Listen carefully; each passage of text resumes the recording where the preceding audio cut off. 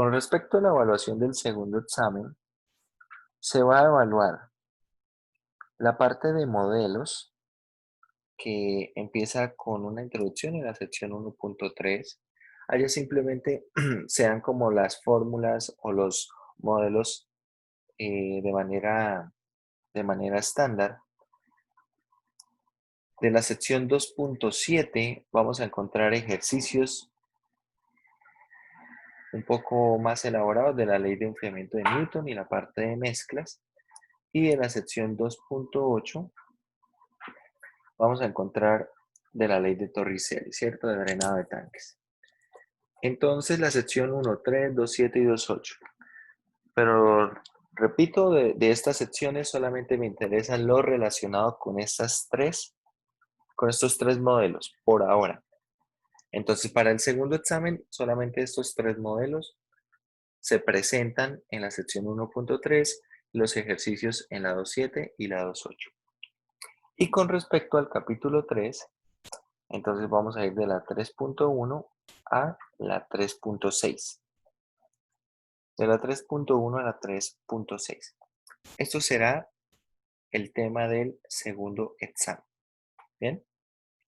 Entonces vamos a proceder con el estudio de la sección 3.1 y damos inicio al capítulo 3. Esta sección, la 3.1, es una sección que va a ser bastante teórica. Las personas que ya vieron el curso de álgebra lineal 2 van a encontrar cierta similitud de las cosas que vamos a estar hablando con los conceptos del curso de álgebra lineal 2, conceptos como combinación lineal, independencia lineal, base de un espacio vectorial. Entonces por allí encontrarán algunas coincidencias.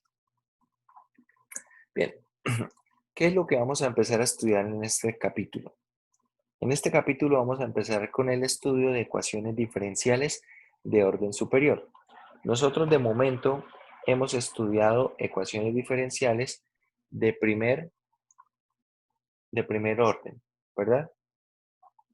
Entonces vamos a empezar definiendo lo que son los problemas de valores iniciales y los problemas de valores de frontera en una ecuación diferencial de enésimo orden. Bien, con respecto al problema de valores iniciales, bueno, tenemos nosotros entonces problema de valores iniciales para una ecuación diferencial. Acá tenemos una ecuación diferencial que es lineal, ¿cierto? Tenemos una combinación lineal de estas funciones.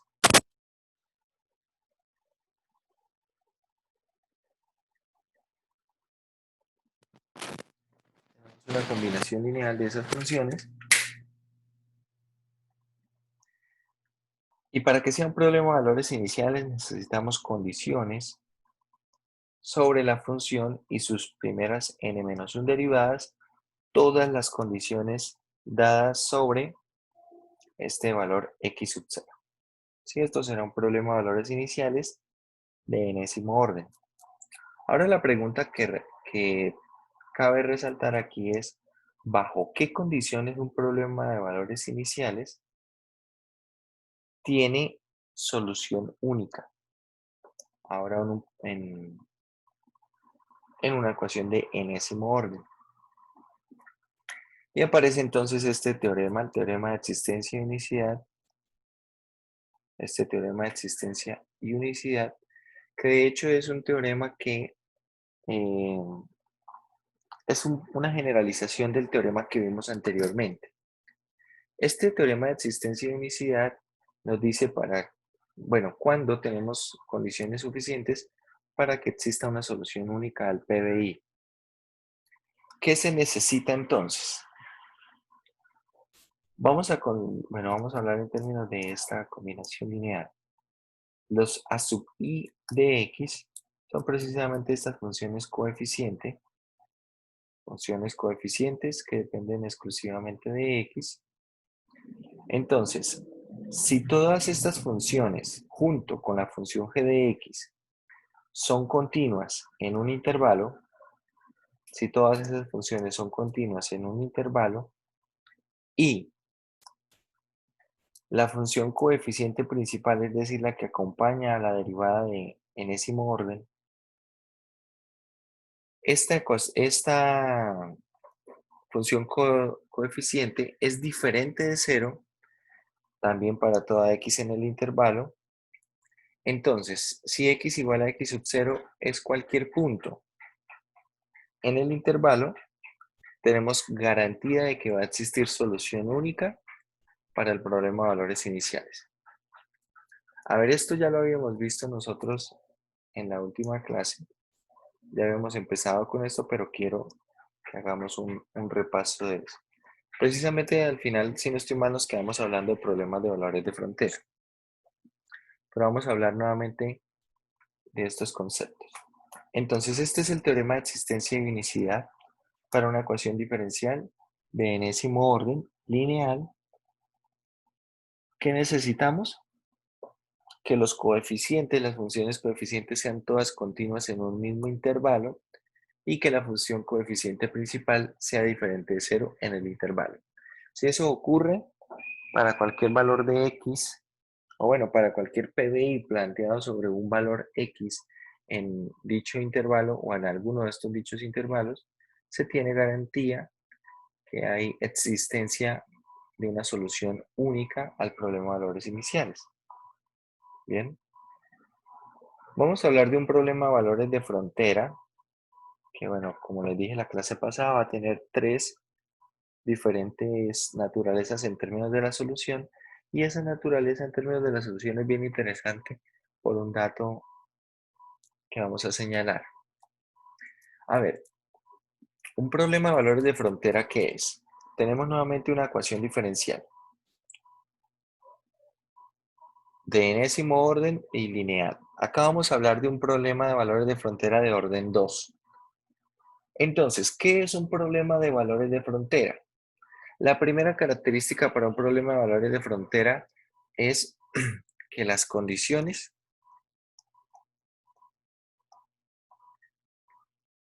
bueno, vamos a reunir esto de una vez en dos partes. Las condiciones no están dadas, no están dadas. Primero, puede ser cualquiera de las dos. No están dadas sobre el mismo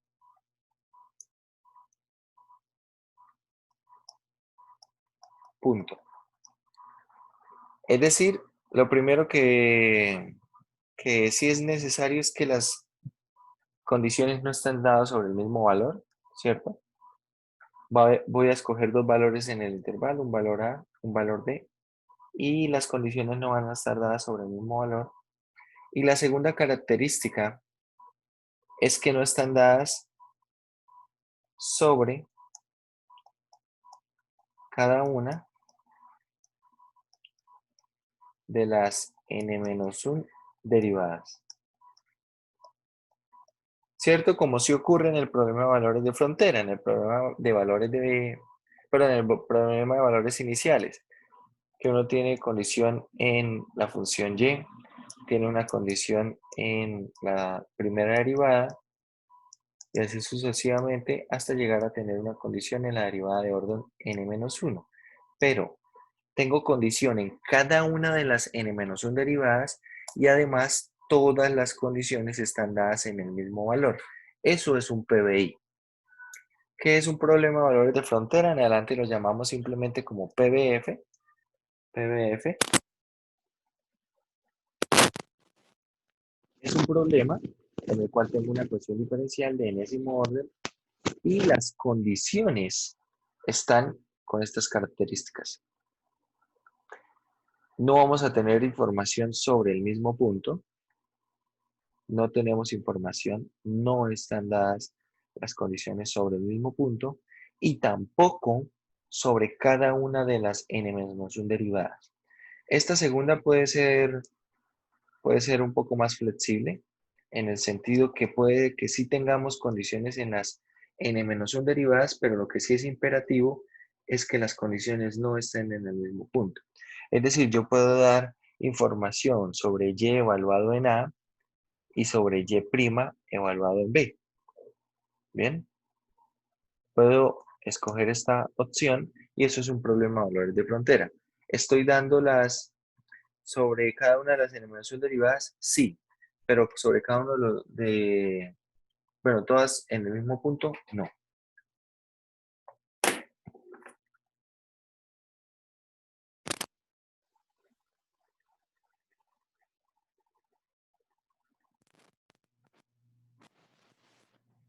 Eso es un problema de valores de frontera. Y estos problemas de valores de frontera se complican su análisis porque no podemos simplemente por la ecuación diferencial determinar si el problema de valores de frontera tiene solución, si es única o si no la tiene. Y para esto vamos a ilustrarlo con el siguiente ejemplo. Vamos a resolver este ejemplo.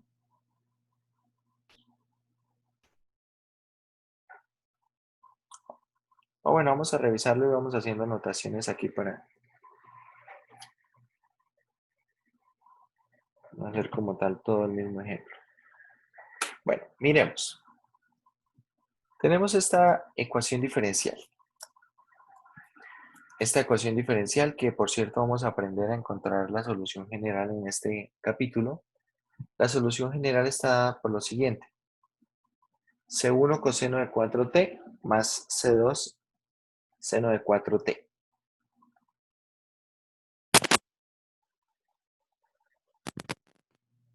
Ahí podemos encontrar la solución. Tenemos entonces la solución. Y mucha atención. Ahora voy a establecer tres problemas de valores de frontera. El primer problema de valores de frontera, ¿cuál será? Considere la ecuación diferencial junto con estas condiciones. Bien. Primero vamos a considerar la ecuación, las condiciones x evaluado en 0 es 0 y x evaluado en pi medios es 0. Entonces, si nosotros vamos a la solución, veamos. La primera condición, x evaluado en 0 es 0. Es decir, que cuando t valga 0, ¿cuánto vale x? 0. ¿De dónde nos queda la siguiente ecuación? Evaluando nos queda 0 igual a ¿qué? A C1 por coseno de 0 es 1, más C2 seno de 0. Seno de 0 es 0. Es decir, de la primera condición establecemos que C1 vale 0.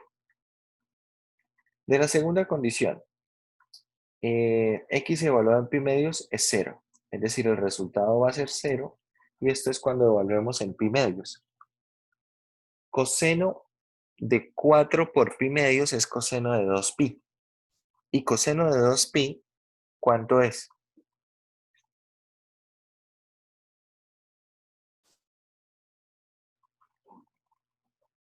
Coseno de 2pi es 1, ¿verdad? Es decir, acá queda nuevamente C1 igual a 0 y seno de 2pi es 0. Es decir, reiteramos la misma información. Tenemos la misma información. Veamos acá cómo acá se hacen las cuentas, se obtiene que C1 vale 0 y cuando tenemos que t vale pi medios, se satisface nuevamente lo mismo. Por lo tanto, este problema de valores de frontera tiene infinitas soluciones. ¿Cuáles son esas infinitas soluciones?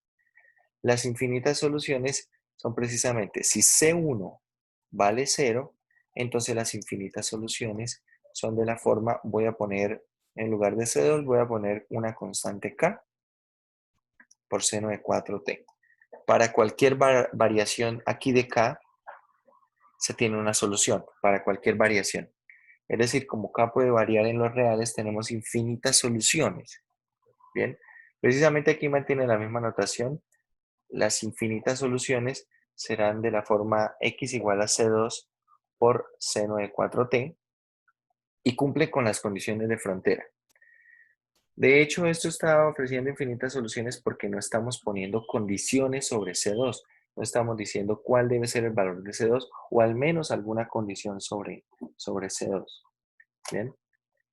Entonces, acá tenemos un problema de valores de frontera con infinitas soluciones. Infinitas soluciones. Veamos la parte B de este ejemplo. Vamos a considerar nuevamente la ecuación diferencial, pero ahora con estos valores de frontera. Entonces, si x vale 0, voy a reescribir acá la solución. X es igual a C1 coseno de 4t más C2 seno de 4t.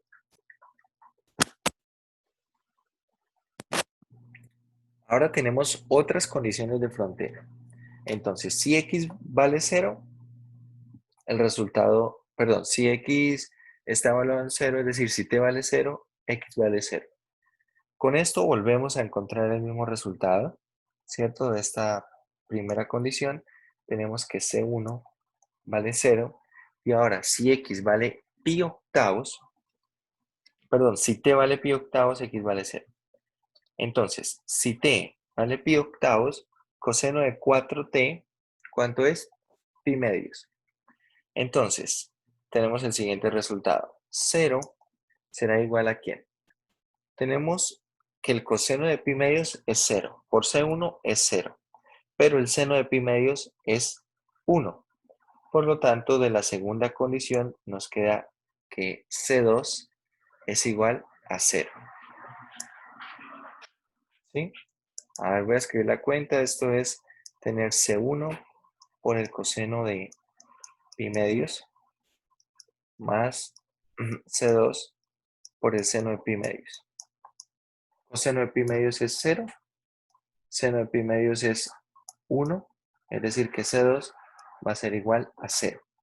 Y con esto entonces estamos encontrando que C1 vale 0, que C2 vale 0, y por lo tanto tenemos que x igual a 0 es una solución al problema de valores de frontera. De hecho, es una solución trivial. Es una solución trivial, bueno, es la solución trivial. Y lo que podemos ver es que esta solución es única. ¿Por qué es única? Porque la forma de determinar las constantes fue única. Fue única. Ya vimos entonces un problema de valores de frontera que tenía infinitas soluciones. Ahora tenemos un problema de valores de frontera que tiene solución única. Y vamos a ver el tercer caso. Como pueden ver, muchachos, solamente estoy cambiando ¿qué? Las condiciones de frontera, porque la ecuación diferencial es la misma. En el tercer caso, ahora vamos a poner las siguientes condiciones de frontera. Nuevamente, para la primera condición encontramos que C1 vale 0. Es decir que, analizando, bueno, la segunda solución, la segunda condición, tenemos que si que x vale 1 cuando t vale pi medios. Es decir, que 1 será igual a C1 por el coseno de 4 por pi medios. ¿Eso es igual a qué? A pi. Perdón, es igual a 2pi. Y acá tenemos más C2 seno de 4 por pi medios, esto es 2pi también. ¿Qué encontramos entonces nosotros aquí? Que, bueno, seno de 2pi, esto es 0, y coseno de 2pi es 1. Es decir, ahora estamos encontrando la siguiente información. C1 es igual a 1, pero C1 era igual a 0. Es decir, que uniendo estas dos, estamos diciendo que 1 es igual a 0 y esto es contradictorio. Bien. Por un lado estamos encontrando que C1 vale 0. Por otro lado, estamos encontrando que C1 es igual,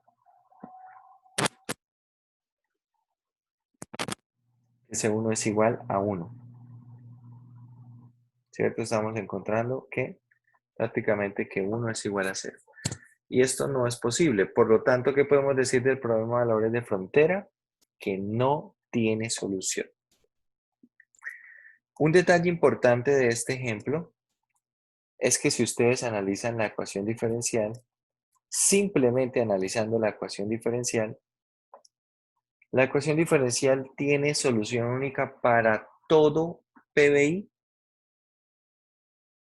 planteado sobre cualquier número real. ¿Por qué? Porque las funciones coeficientes son constantes, son continuas y la función coeficiente principal es diferente de cero.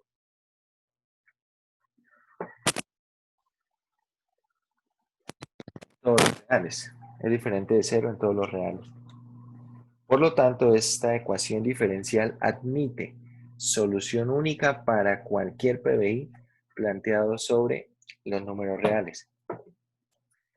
Y aunque tiene solución única para cualquier PBI, vemos que poniendo tres condiciones de frontera, es posible que ese problema de valores de frontera, involucrando esa integral, esa ecuación diferencial, tenga solución única, no tenga solución o tenga infinitas soluciones. Bien, es posible que esos tres casos ocurran. Y esto sí, cambiar la ecuación diferencial.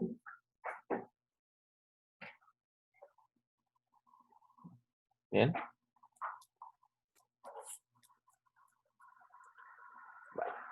Vamos a hablar ahora de ecuaciones homogéneas.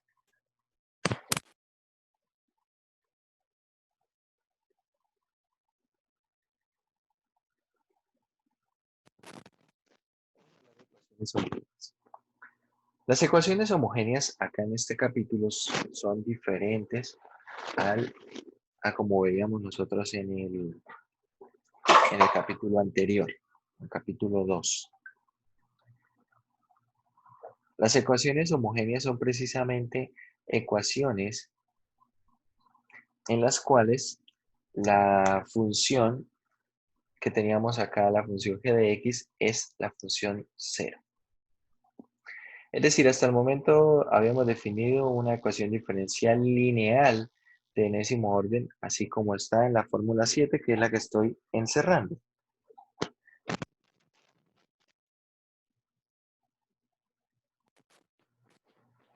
Ahí como estoy encerrando.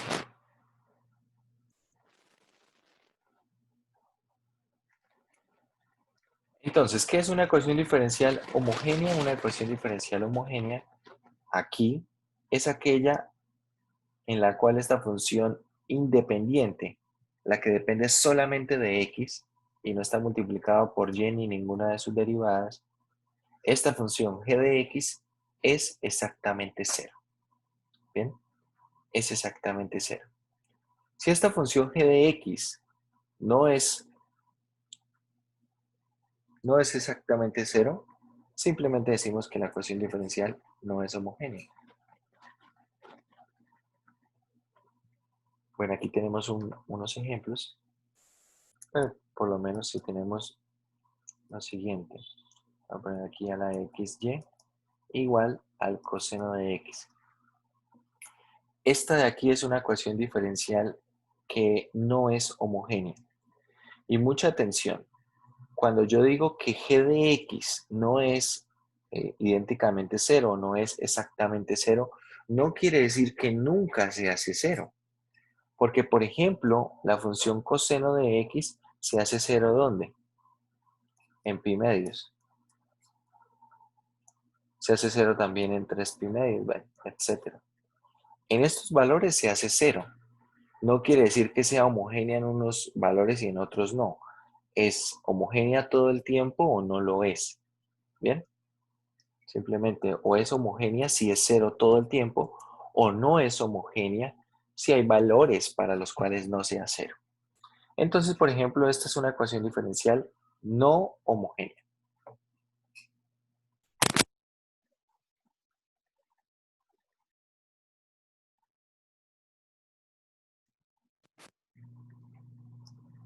Bien. Vamos a hablar un poco más adelante del operador diferencial.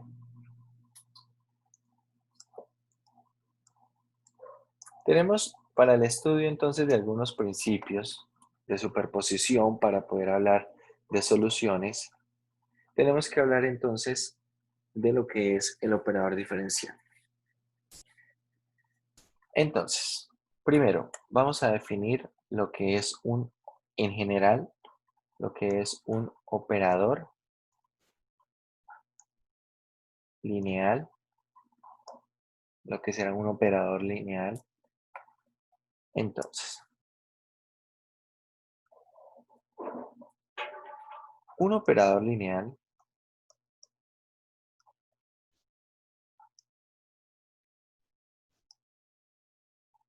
es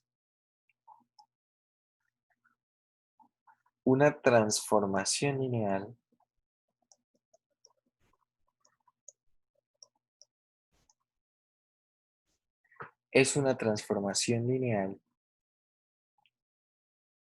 en la cual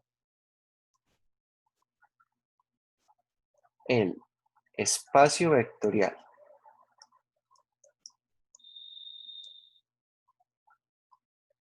de salida es igual al espacio vectorial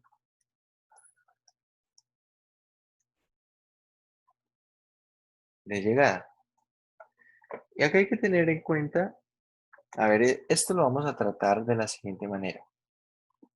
Vamos a hacer un desenglobe, un desglose de lo que estaremos haciendo. Cuando ustedes estén haciendo tal vez en algunos cursos pueden encontrar algo de este estilo, pero cuando ustedes estén sobre todo tal vez trabajando con el tema de la tesis, su tema de investigación para el grado de pregrado, de maestría o más adelante, es muy común encontrar cosas de este estilo. Entonces, ¿qué pasa? Que nosotros vamos a tener que encontrar conceptos, bien sean definiciones o terminología como tal, y estos conceptos tenemos que ir remitiéndonos a, a desenglosarlos, ¿cierto? Entonces acá tenemos que ir mirando precisamente preguntas de cómo se define.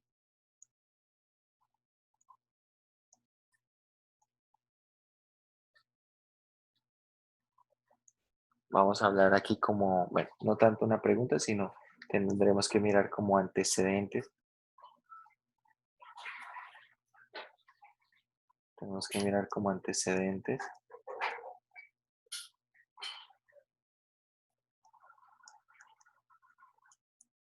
Con antecedentes, ¿a qué me refiero? Bueno, por ejemplo aquí, si ustedes leen esta definición de lo que es un operador lineal, quiero que me digan qué no entienden,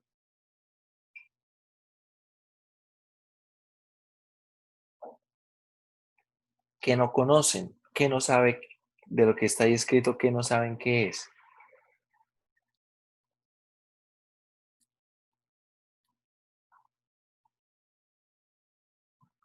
Por ejemplo, ¿saben qué es una transformación lineal?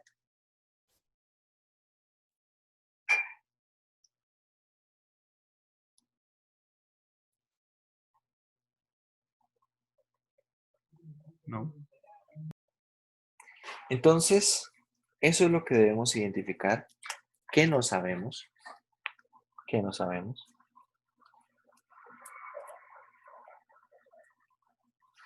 Acá con respecto a esta parte de antecedentes, entonces tenemos que revisar conceptos previos, ¿sí? Tal vez ejemplos, tal vez algo que llamaríamos alcance. Y acá en alcance podríamos hablar de aplicaciones.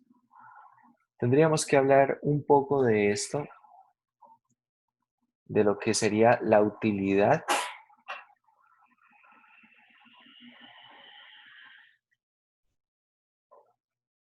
lo que sería la utilidad para, bueno, Vamos a ponerle utilidad focalizada al objeto de estudio.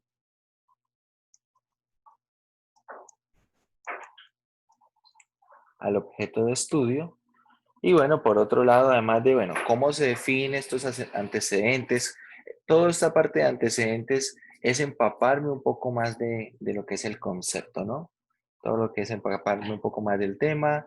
Entonces, conceptos previos que necesito para entender esto que se me está dando ahora. Para poder entender eso, ver algunos ejemplos, ver aplicaciones, hacerme un panorama un poquito más general y luego sí hablar entonces de la utilidad precisamente en lo que estoy estudiando, ¿cierto? Pero además de esto, ¿qué creen que se necesita?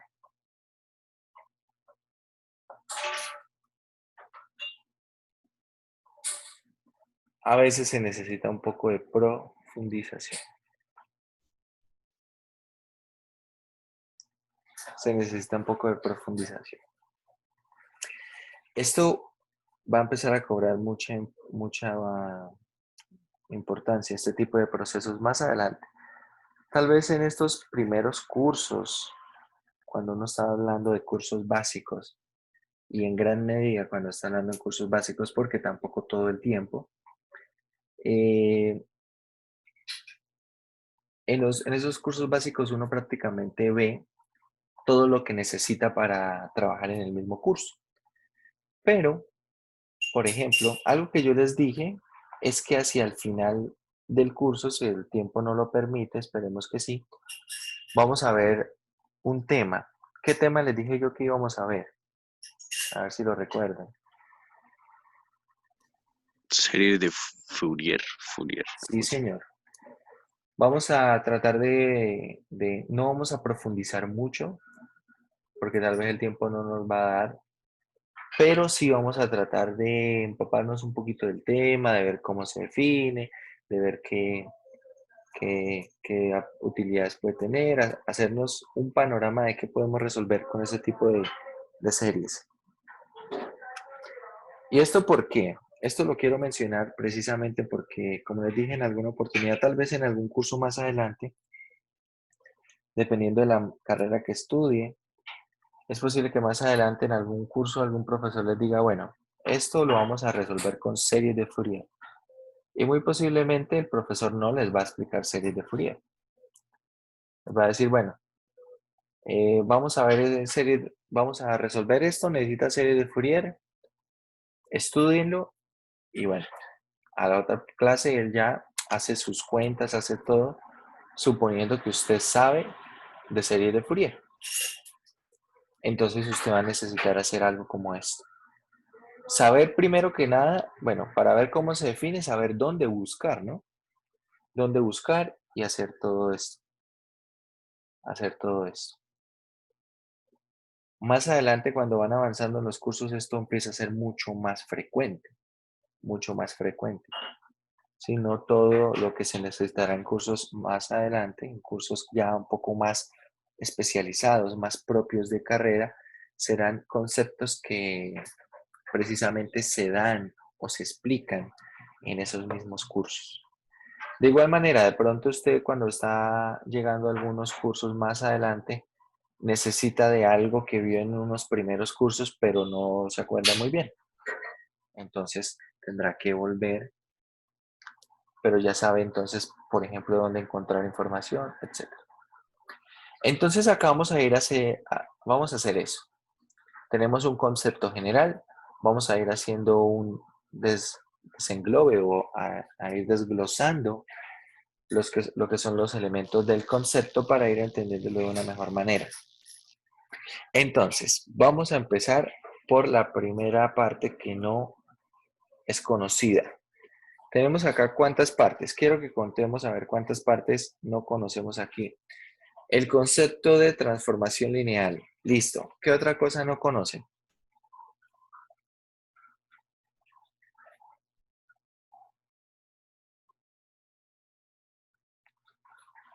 ¿Sabemos lo que es un espacio vectorial?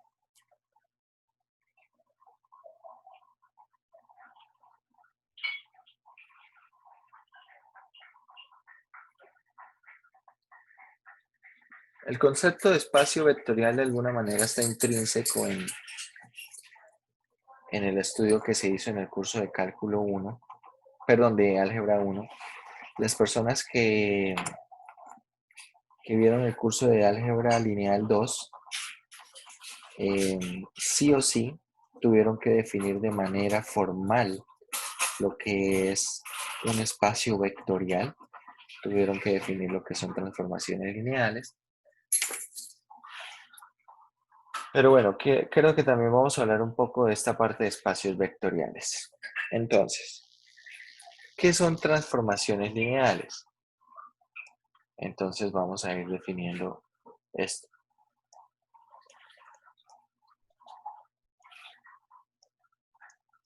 Transformación lineal.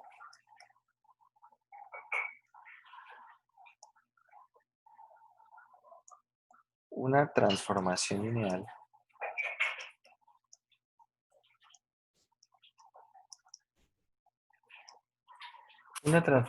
lineal es una aplicación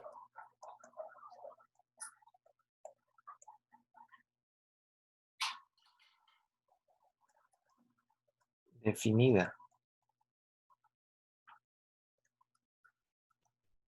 entre espacios vectoriales,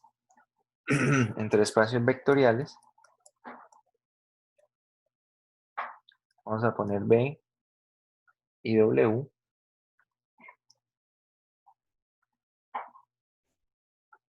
B y W, de modo que se satisfacen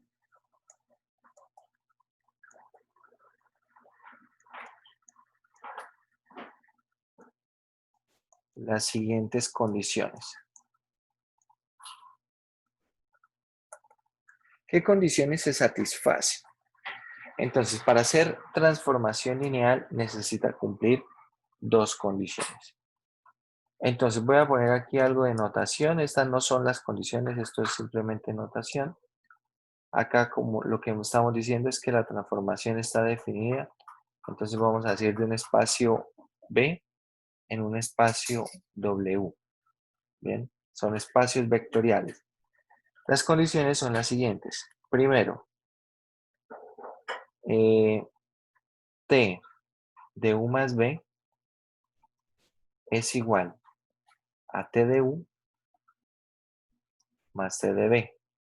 Esto para todo U y B que pertenezcan al espacio vectorial de salida. Que pertenezcan a ese espacio vectorial de salida V. ¿Ven? Es decir, la transformada de una suma es la suma de las transformadas. Y segunda condición, que T de alfa veces U es alfa veces T de U. Esto para todo U que pertenece al espacio vectorial de salida y para todo alfa que pertenece a un conjunto de escalares. A ver, esto acá puede ser muy general. Estos escalares tienen que vivir en un campo. No vamos a entrar en detalles con el concepto de campo. Por ahora, y para nosotros será suficiente suponer que esos escalares son reales. Pero también les digo que no siempre deben ser reales. Para cuestiones del curso, lo que vamos a necesitar nosotros, sí va a ser suficiente con que sean escalares reales. En el curso de álgebra lineal 2 se estudian, por ejemplo, tipos de campos de escalares. Está el conjunto de los números reales, está el conjunto de los números complejos, tenemos campos finitos, ¿cierto? Como los ZP donde P es primo, bueno, etc. Pero para nuestro caso, nosotros vamos a solicitar solamente que estos escalares sean reales. Entonces, si una aplicación definida entre dos espacios vectoriales cumple con estas condiciones, se dice que es una transformación lineal. Bien, se dice que es una transformación lineal. Entonces, lo único que falta por saber cómo se define es el concepto de espacio vectorial, ¿cierto? Bueno, acá no voy a dar la definición extensa de espacio vectorial.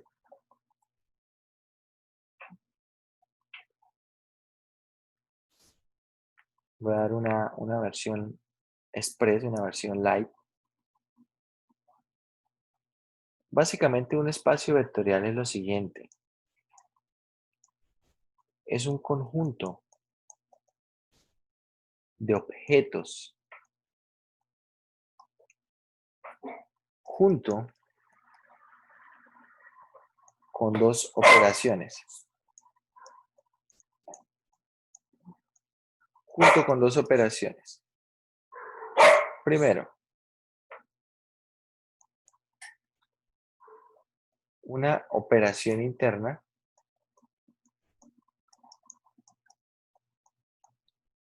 usualmente la suma, usualmente, y segundo, una operación externa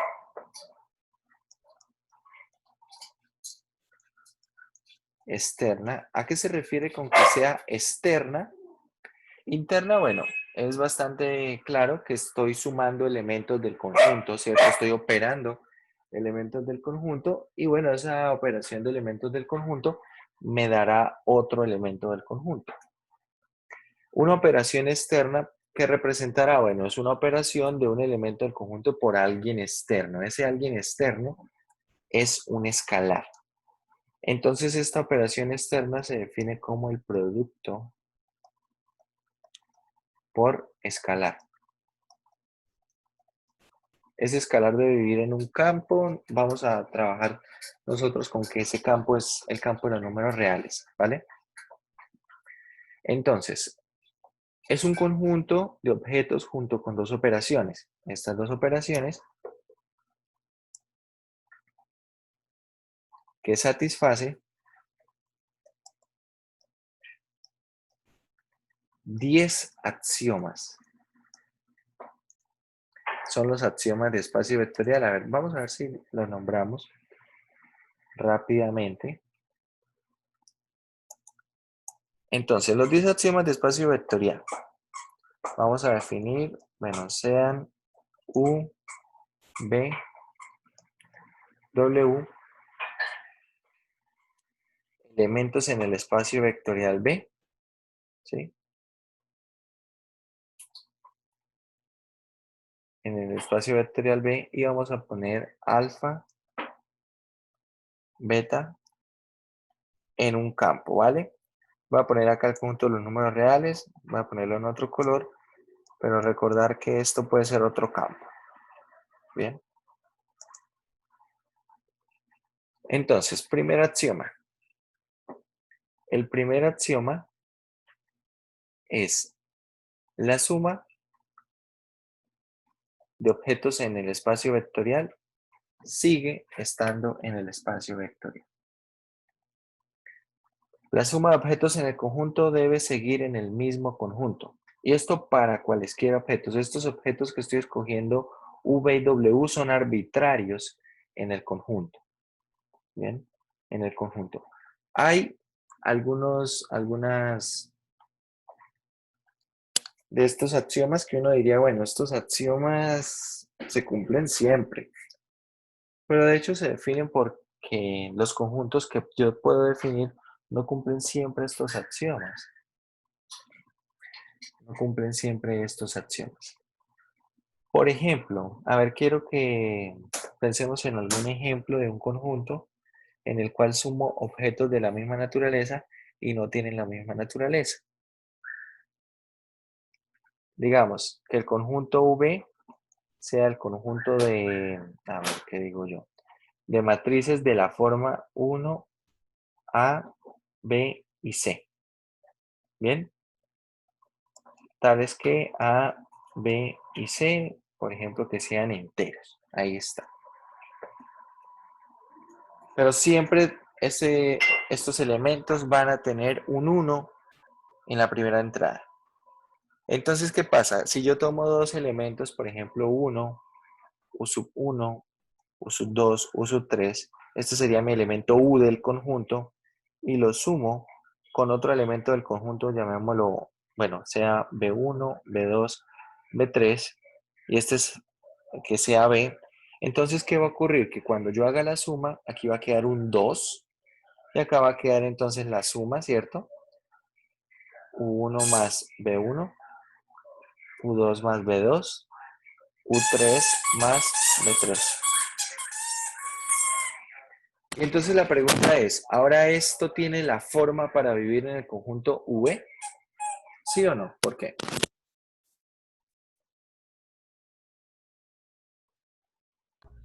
Sí, porque sigue siendo como una matriz 2 por 2, ¿no? Así como las que uno estaba sumando inicialmente. Pero no tiene el 1 en esa posición.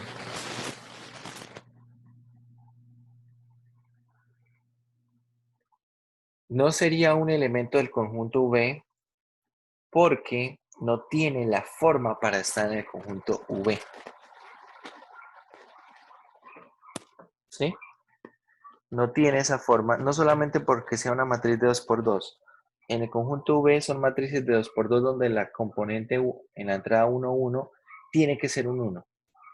Y observe, si yo si yo sumo dos matrices del conjunto, el resultado no está en el mismo conjunto. Entonces, este axioma que parece sencillo y parece que se cumple siempre, yo puedo encontrar conjuntos de objetos en los cuales no siempre se cumple. A ver, por ejemplo, otro axioma que debe cumplir el conjunto para ser espacio vectorial es que la suma sea conmutativa. Que la suma sea conmutativa. Y de hecho los ejemplos usuales que nosotros conocemos, la suma de objetos es conmutativa. ¿Cierto? A más B es lo mismo que B más A. Pero uno puede encontrar conjuntos de objetos en los cuales la suma no es conmutativa. Tal vez ahí lo que hay que hacer es definir de una manera muy específica lo que es la operación, ¿sí? Lo que es como tal la operación. Por ejemplo, a ver, para no ir muy lejos. Cuando yo digo acá que hay una operación interna y que esto es una suma, esta operación interna usualmente es una suma, pero se puede definir. A ver, nosotros sabemos cómo sumar elementos. Si yo tomo un elemento U de la forma U1, U2 como pareja ordenada, tomo un elemento V como B1, B2 como pareja ordenada,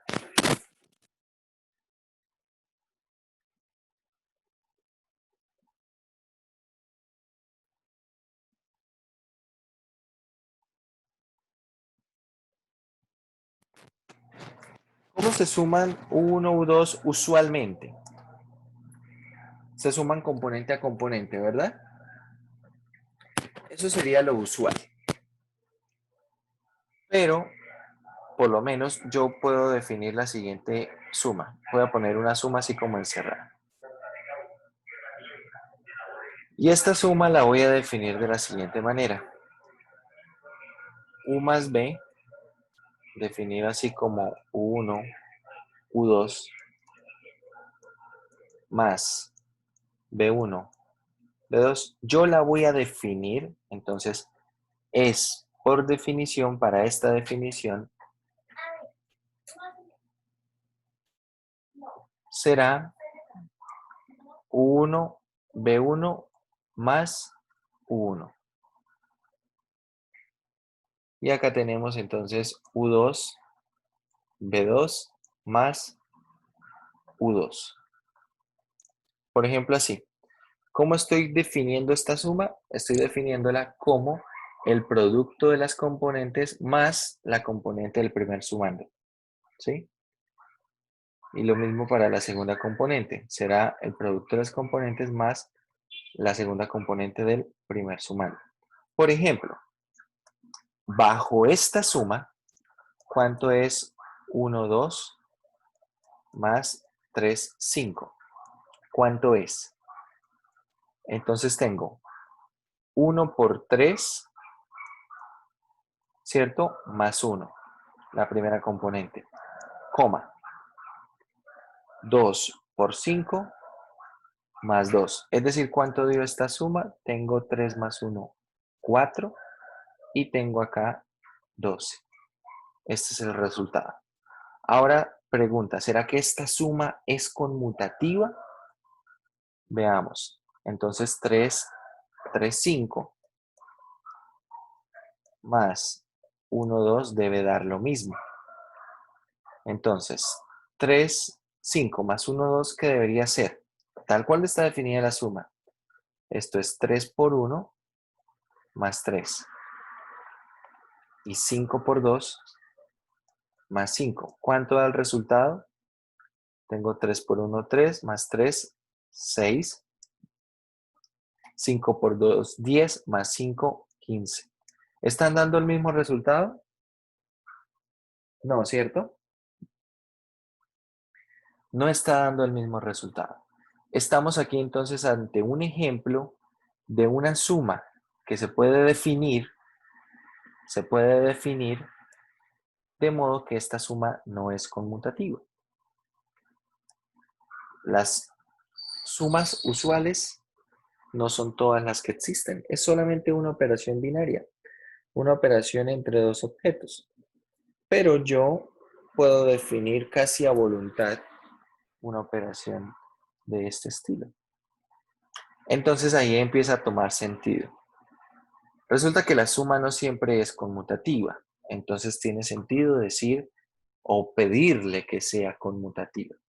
Cuando uno empieza a analizar algunas de estas propiedades, tal vez empieza a pensar que no tiene mucho sentido o algunas de ellas.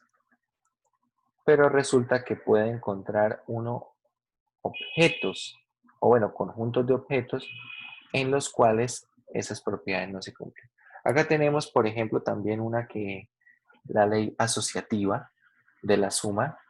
Podemos encontrar también definir un conjunto de objetos con una operación suma y ver que no se cumpla la propiedad asociativa. Bueno, para ir recorriendo algunas más interesantes de manera rápida, tenemos la existencia del neutro. Entonces existe, bueno, vamos a ponerlo así. Bueno, sí, existe U en V, tal que U más B es igual a B más U, y esto es igual a B. Y esto para todo V que pertenece al espacio, al conjunto. ¿Qué estoy diciendo aquí? Existe un elemento U tal que al sumarlo en cualquiera de los órdenes con un elemento B, es exactamente el mismo elemento B. Esto se conoce como la existencia del neutro. Normalmente, ¿cuál sería ese neutro? Uno ese neutro lo conocería como un cero, ¿verdad? Un cero en el espacio vectorial. Entonces, el U sería como tal el cero del espacio vectorial. Resulta que ese cero a veces no es el que nosotros creemos. Y eso depende, por ejemplo, de cómo esté definida la operación. Miremos aquí. Esta suma no es conmutativa. Pero ¿será que esta suma bajo esta suma existe el neutro, existe el cero? Es decir, por ejemplo, si yo tomo un objeto cualquiera A, B, y le sumo, aquí le voy a poner C, D, bueno, vamos a ponerle otras letras para no, N, M, este es el que quiero que sea el 0, N, M. ¿Cómo debe ser N, M? N, M para que el resultado me dé A, B. ¿Será que existe o será que no?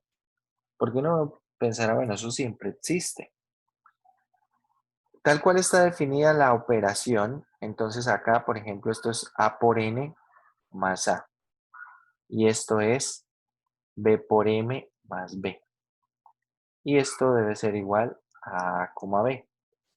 Entonces uno establece un sistema de ecuaciones. AN más A, que bueno, vamos a factorizarlo una vez. A por N más 1 debe ser igual a A. Y B por M más 1 debe ser igual a B, ¿cierto? Debe ser igual a B. Entonces de acá establecemos que N más 1 debe ser igual a 1 y que M más 1 debe ser igual a 1. Esto en la suma de los números reales, ¿vale? En la suma usual. Y entonces de acá se concluye que N debe ser 0 y que M debe ser 0, ¿cierto? Y de hecho lo observamos. Si A, B le sumo el 0, 0, entonces me queda A por 0, 0, más A, A. B por 0, 0, más B, B. Es decir, en este caso sí existe y el 0 del conjunto, bajo esa suma, es el 0 usual. ¿Bien? Es el 0 usual, pero hay que deducirlo. Entonces, no siempre tenemos garantía de que exista ese neutro. Una vez tenemos la existencia del neutro, tenemos la quinta propiedad, que es la existencia del inverso aditivo. Entonces, existe U. Bueno, vamos a escribirlo mejor así. Para cada B en el conjunto, existe U en el conjunto tal que B más U es igual al neutro. Precisamente esta propiedad va después de la existencia del neutro para la suma, porque si no existe el neutro, pues no tiene ningún sentido de hablar de esta propiedad 5. Entonces, vamos a ver aquí, con respecto a esta misma suma. Si yo tengo el valor, el punto 2,5, la pregunta es, ¿será que existe siempre el neutro? Bueno, ¿qué debo sumarle? Voy a sumarle una cantidad A, B, de manera que el resultado es 0,0, ¿cierto? Que dé como resultado el neutro. Entonces esto será 2A más 2. Y esto será 5B más 5. Y esto es 0, 0. Es decir que 2A más 2, 2 por A más 1, debe ser 0. Y 5 por B más 1 debe ser 0, de donde A vale menos 1 y B vale menos 1.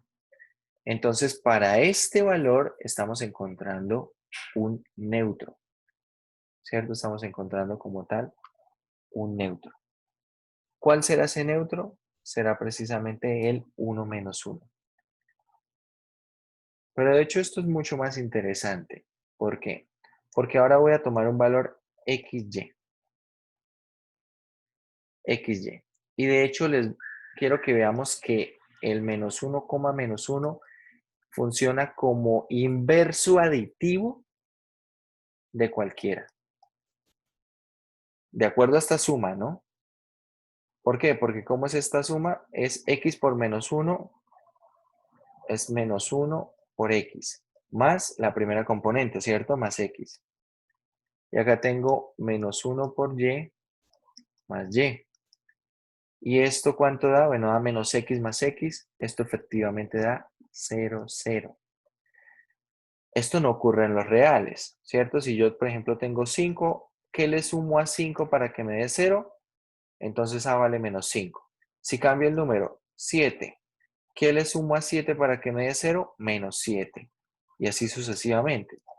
Resulta que hay conjuntos como, por ejemplo, este conjunto de parejas ordenadas con esta suma definida, donde tiene estas particularidades. Acá el inverso aditivo sí existe y de hecho, ese inverso aditivo estamos mostrando que es el mismo para todos los elementos del conjunto. Para cualquier pareja ordenada, así como está definida la suma, el menos 1, menos 1 es inverso aditivo para cualquier elemento. Esto muestra que, por ejemplo, si nosotros definimos las propiedades de una u otra manera, el conjunto va a adquirir, si uno, perdón, define las operaciones de una u otra manera, el conjunto va a adquirir ciertas propiedades. ¿Sí? No es fácil encontrar un conjunto con una operación definida en la cual un elemento funcione como inverso aditivo para todos los demás, incluso para el mismo. No es fácil conseguir algo de ese estilo. ¿Sí? Entonces acá estamos ante ese ejemplo, un ejemplo bien particular, y se garantiza la existencia. Lo que me interesa es que exista un inverso aditivo para cada uno de los elementos del conjunto. Y bueno, ya lo que les queda a ustedes es que revisen las otras propiedades. Son otras 5. Las otras son para el producto por escalar. Quiero que revisen este ejemplo con las operaciones, este mismo ejemplo que estamos resolviendo, estamos desarrollando con esta suma y el producto usual. ¿Sí? ¿Cuál es el producto usual? El producto lo vamos a definir como alfa veces u igual a alfa u1, bueno, alfa u1, u2. ¿Cuál es el producto usual? Es alfa u1, alfa u2. Alfa u2. Entonces, las propiedades que quiero que verifiquen son las siguientes. Alfa veces u sigue perteneciendo al conjunto. Que por ejemplo el de matrices, a ver, no sé si lo borré, el de matrices no cumple con eso, ¿cierto? El de matrices que definí hace un rato. Si la primera componente vale 1 y yo lo multiplico por un escalar alfa, entonces ahora en la primera componente que irá alfa. Entonces ya no pertenece al conjunto. Pero quiero que revisen este mismo ejemplo. Conjunto de parejas reales. Tenemos esta, bueno, consultan las demás. Consultan las demás, por acá tendremos algunas asociativas. Bueno, tenemos una distributiva para lo que es el producto, ¿cierto? Alfa veces u más beta veces u. Tenemos una asociativa ahí con escalares. Tenemos otras distributivas. Entonces, bueno, tenemos, por ejemplo, alfa veces u más b. Esto es alfa veces u más alfa veces b. Hay una que es asociativa para escalares. Alfa por beta veces u es lo mismo que alfa beta veces u. Y esto debe ser lo mismo que beta alfa veces u. Bien, una asociativa de escalares. Y la décima es una que a veces parece inocente. Existe alfa bueno, en este caso existe alfa en el campo, vamos a mantenerlo en los reales, tal que alfa veces u es igual a u. Tal cual como está definido el producto aquí, ese alfa es 1. Si definimos el producto de otra manera, ese alfa no será 1. Quiero que verifiquen esas 5 propiedades restantes, ¿vale? Y bueno, muchachos, nos vemos entonces en la próxima clase. Mañana estén por ahí pendientes que les estaré subiendo la nota al sistema. Recuerden que si de pronto necesito información de alguno porque me falte alguna parte del examen, le estaré escribiendo mañana en la mañana posiblemente por el grupo de WhatsApp.